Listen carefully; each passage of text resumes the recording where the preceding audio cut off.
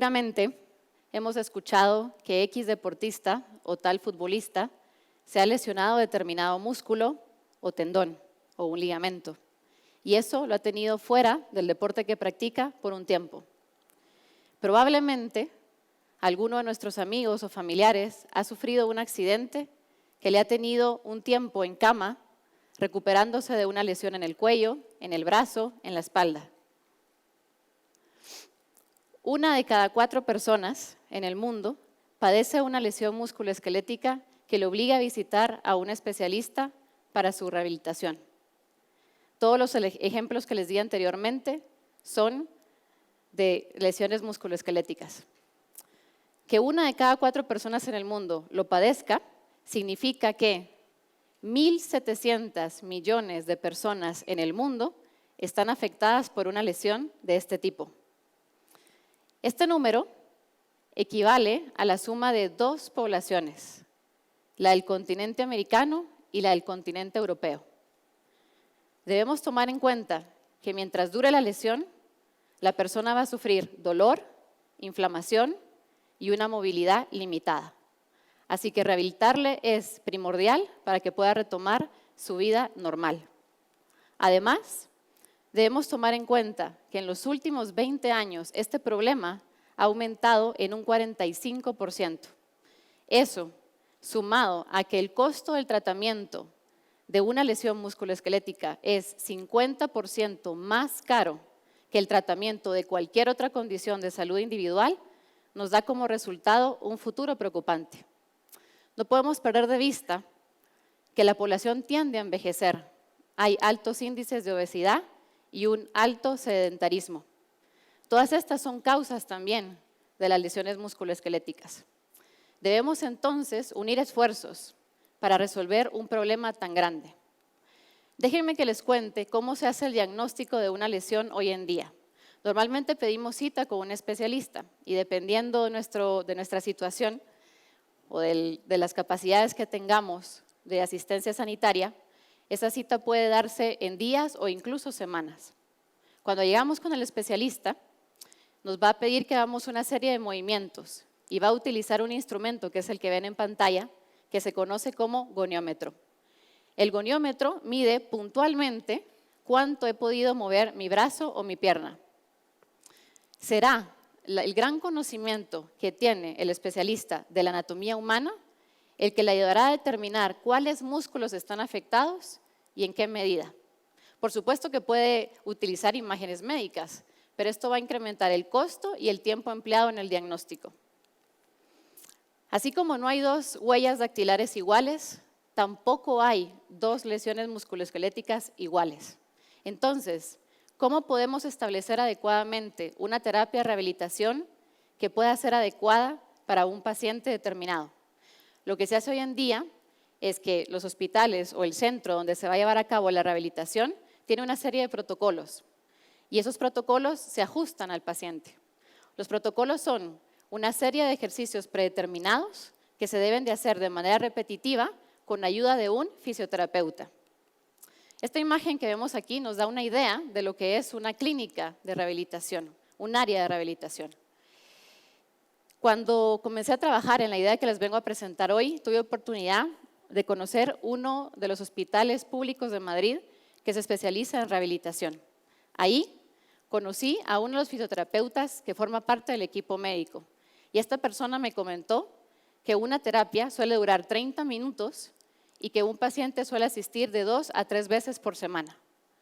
Durante la sesión, como el paciente tiene una movilidad limitada, el fisioterapeuta tiene que empujar o jalar una y otra vez el brazo o la pierna afectada, porque el paciente no es capaz de realizar los movimientos normales. Cuando termina la terapia, el médico abre la puerta, despide a su paciente y afuera, en la sala de espera, hay todavía más gente esperando a ser atendida. En un día de trabajo, un fisioterapeuta tiene que hacer un esfuerzo tremendo, físico, por ayudar a sus pacientes a ganar movilidad cada día un poquito más en cada terapia. Además, es necesario que cada cierto tiempo se haga una evaluación y durante esa evaluación se toman medidas para adaptar los ejercicios para que el paciente siga su rehabilitación. El problema es que esa adaptación a veces toma demasiado tiempo y termina frustrando al paciente. Está comprobado que un paciente motivado se puede recuperar mucho más rápido que un paciente que no lo está. Así que entonces debemos encontrar pronto una terapia que sea adecuada para el paciente. Lo que les vengo a presentar hoy es un sistema innovador que consta de 3 funcionalidades. La primera es la obtención de datos de todo el movimiento que está haciendo el paciente durante el diagnóstico y la rehabilitación, y esos datos se capturan con sensores de precisión. La segunda funcionalidad es un modelo musculoesquelético de la parte que nos interesa estudiar, por ejemplo, el hombro o la pierna. Y la tercera es la capacidad de realizar simulaciones de la rehabilitación que le queremos dar al paciente. Hablemos primero de la primera función, los datos. ¿Recuerdan el goniómetro? Tomaba un dato puntual. Yo le pedía al paciente que moviera su brazo, que lo levantara, y cuando llegaba al punto máximo, medíamos. Es un dato puntual. Pero ahora le voy a pedir lo mismo. Y como tiene sensores de precisión, soy capaz de obtener entonces una gráfica, una serie de datos que me van a servir en el diagnóstico y posteriormente en la rehabilitación para evaluar su evolución. Luego tenemos el modelo, como el que ven en pantalla, que puede ser el modelo, por ejemplo, del hombro o de la pierna. Déjenme que les cuente un poquito cómo hacemos estos modelos, porque parece una cosa sencilla, pero no lo es. Los modelos se hacen individualmente y cada elemento, cada segmento, es decir, cada parte ósea, cada músculo, se va agregando uno a uno. Cada vez que agregamos un hueso, debemos configurar el peso, la longitud. Si es el músculo, hay un reto más grande, porque los músculos no son líneas rectas. Debemos darle una forma adecuada para que cuando simulemos los movimientos, el músculo se comporte tal como lo haría en la vida real. Cuando terminamos el modelo de la pierna, del brazo, del cuello, lo que nos interese, podemos hacer 2 cosas. La primera, adaptar el modelo al peso, a la estatura y al sexo del paciente, para conseguir que sea lo más parecido a la realidad posible. Además, también tenemos la capacidad con este sistema de poder tener un modelo de un paciente sano y de un paciente con determinada lesión. Así que siempre podemos hacer una comparación del paciente sano contra el paciente lesionado. Y luego hablemos de la tercera funcionalidad, las simulaciones. ¿Cómo haría un médico hoy en día para saber qué es lo que está pasando individualmente con cada músculo? Pues no lo puede hacer, se lo tiene que imaginar y tiene que usar las imágenes médicas para poder entender qué está pasando. Pero las imágenes médicas son fotografías, nos dan solo una pauta. En cambio, con una simulación estamos viendo durante toda la trayectoria que está haciendo el avatar o el muñeco, estamos viendo lo que está ocurriendo con el músculo que nos interesa estudiar o con los músculos que queremos analizar. Esta herramienta, la de simulación, también es crítica para los médicos en formación, porque de otra manera es muy difícil explicarles qué es lo que está ocurriendo con los músculos que están estudiando. Así que entonces, en conjunto, el sistema que les he presentado tiene grandes ventajas. La primera es una repercusión positiva en el paciente, porque vamos a encontrar más rápido la rehabilitación adecuada y vamos a mejorar su vida entonces de esta manera.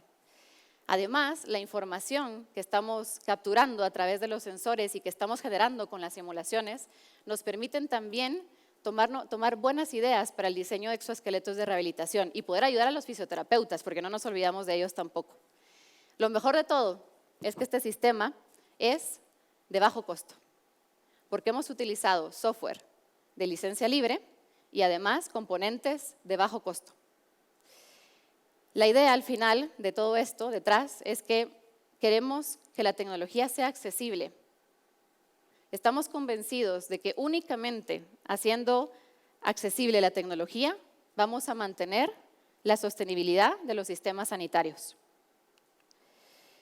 Llevo 10 años trabajando en este mundo de la ingeniería aplicada a la medicina y siento una enorme pasión por lo que hago.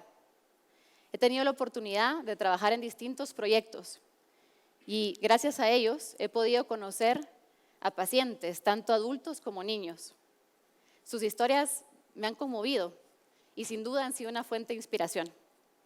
Pero no me olvido tampoco de los médicos y de sus largas horas de trabajo, del esfuerzo tan grande que tienen que hacer porque están cansados física y mentalmente, y cada vez que atienden a un paciente tienen que estar con la cabeza muy fría para poder resolver adecuadamente el problema. Como ingenieros también tenemos un reto muy grande, y es que la mayor parte de las veces los proyectos que tenemos que desarrollar deben de hacerse con un presupuesto muy limitado. Todos estos factores que les he contado han sido muy tomados en cuenta para esta idea. Y por eso lo hemos hecho de bajo costo, porque sueño con que este proyecto algún día pueda estar también en mi país. ¿Cómo será entonces la rehabilitación del futuro? ¿Cómo la imagino? Vamos a volver a pedir la cita con el especialista, vamos a llegar, le contaremos cómo se ha producido la lesión y nos pedirá a continuación que hagamos una serie de movimientos. Pero esta vez nos va a poner una serie de sensores que le darán datos, y esos datos, esa información irá a un modelo que está en su computadora, que va a repetir el movimiento que yo estoy haciendo y que le ayudará ahí mismo a tomar una decisión acerca de la rehabilitación que podemos hacer. Luego, con un fisioterapeuta, tomará la decisión de si será mejor tal terapia o la B, la A, la B, y si es necesario, cuando lleguemos a la terapia, podrán entonces ponernos un exoesqueleto como el que están viendo en pantalla y que está siendo desarrollado actualmente en el laboratorio donde trabajo.